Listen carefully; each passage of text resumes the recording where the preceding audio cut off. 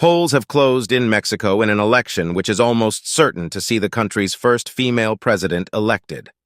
Both the front-runner, Claudia Sheinbaum, and her main rival, Xóchitl Gálvez, are far ahead in the polls of the only male candidate, Jorge Alvarez Maínez. Voters will also elect all members of Mexico's Congress and governors in 8 states, as well as the head of Mexico City's government. The campaign has been overshadowed by violent attacks, which the government says have resulted in more than 20 local candidates being killed across Mexico, although private surveys put the total at 37. 2 people were reported killed in 2 attacks on polling stations in the state of Puebla on Sunday, officials said. Ms. Sheinbaum, a 61-year-old scientist who served as mayor of Mexico City from 2018 to 2023, has the backing of the outgoing president, Andrés Manuel López Obrador. Mr. López Obrador, who has been in power since 2018, cannot run for the top office again, as under Mexico's constitution, presidents are limited to a single 6-year term. The popular leader, recent polls suggested he had an approval rate of close to 60%, has instead thrown his weight behind Ms. Sheinbaum, who is part of his Morena party. While many of the promises President López Obrador made upon taking office have remained unfulfilled, his efforts to reduce poverty and help elderly Mexicans have been popular with beneficiaries of these social programs. Having the backing of the president may have considerably widened Ms. Sheinbaum's base of voters, but it has also raised questions about how independent she is of the sometimes overpowering leader.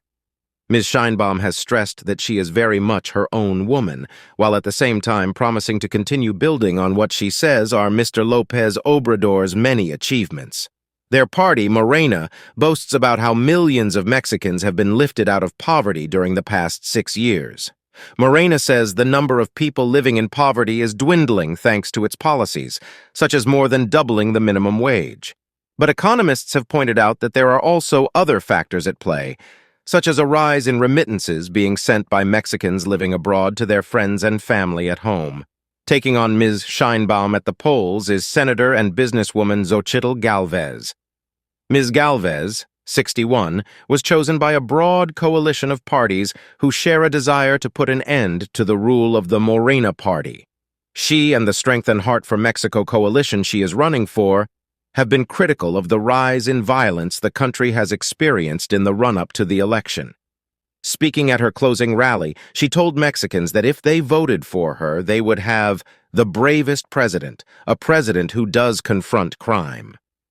And while she has repeatedly derided the strategy Mr. López Obrador laid out at the start of his presidency when he promised hugs not bullets in the battle against crime, Ms. Gálvez has provided little detail as to how she would combat the powerful criminal groups which are behind much of the violence which is blighting the country. She has said that she would offer better pay to the police and invest more in security in general. But what has arguably made her more popular with voters critical of the outgoing president is her promise to strengthen institutions she says Mr. López Obrador tried to weaken, such as the Constitutional Court and the National Electoral Institute. Ms. Gálvez has accused Mr. López Obrador of being authoritarian and of undermining Mexico's democratic institutions, calling his government arrogant and overbearing.